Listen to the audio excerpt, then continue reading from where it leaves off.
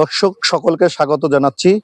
সারা দেশের ন্যায় কুড়িগ্রামেও চলছে নির্বাচনী ব্যাপক প্রচার প্রচারণা, জমে উঠেছে নির্বাচনী প্রচারণা। প্রার্থীরা যাচ্ছেন বিভিন্ন পাড়া মহল্লায়, ভোটারদের দিচ্ছেন বিভিন্নমুখী উন্নয়নের প্রতিশ্রুতি। সেই সঙ্গে ভোটাররাও বিভিন্ন ধরনের দাবি দেওয়া প্রার্থীদের কাছে পেশ করছেন। এবারের ভোটে কুড়িগ্রামের তরুণদের একটা বিশেষ ভূমিকা রয়েছে।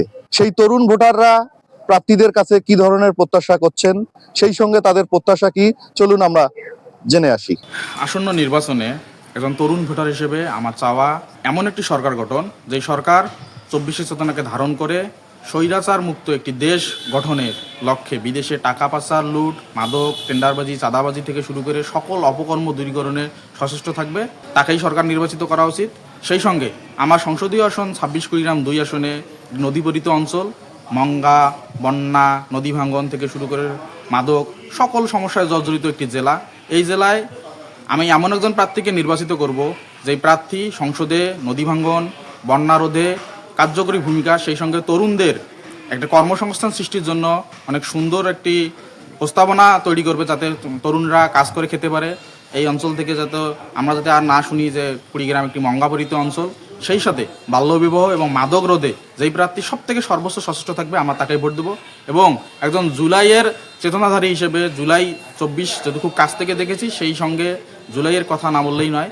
আগামীতে মার্কা ভোটের সঙ্গে হানা ভোট আছে, এই অবশ্যই আমি হা ভোটে ভোট দেবো, কারণ একজন জুলাই সৈনিক হিসেবে আমি চাই আর আগামীতে বাংলাদেশে কোনো স্বৈরাচারী সরকার আসবে না, কোনো দমন পীড়নকারী সরকার যাতে সৃষ্টি না হয়, সেই জন্য হা ভোট দেবো।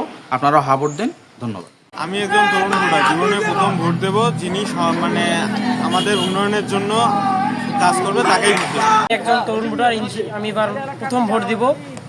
এখানে যারা নির্বাচিত হবে তারা যেন আমাদের এখানে খেলাধুলার মান উন্নয়ন, রাস্তাঘাট, ব্রিজ কালভার্ট যেন তারা সুন্দরভাবে তৈরি করে আর কি। একজন তরুণ ভোটার হিসাবে আমাদের এটাই প্রত্যাশা।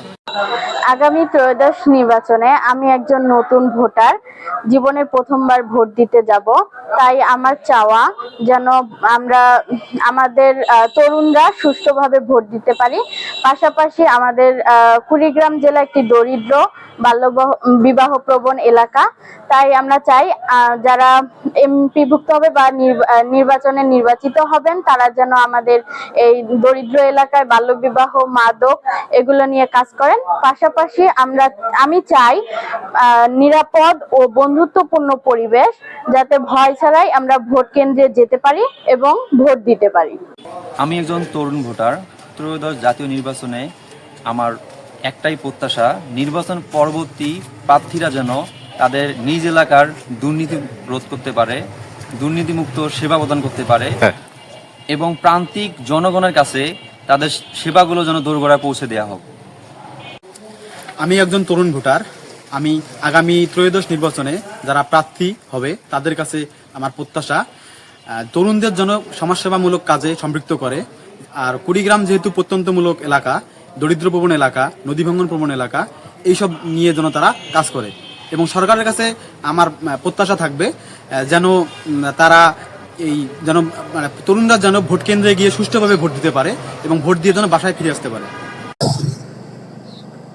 তরুণ ভোটাররা জানিয়েছেন তাদের খেলাধুলার উন্নয়ন, মাদক প্রতিরোধ, নদী ভাঙন, বেকার সমস্যার সমাধান, সর্বোপরি এলাকার উন্নয়নে যে প্রার্থী কাজ করবেন তেমন প্রার্থীকেই তিনারা ভোট দিয়ে নির্বাচিত করবেন।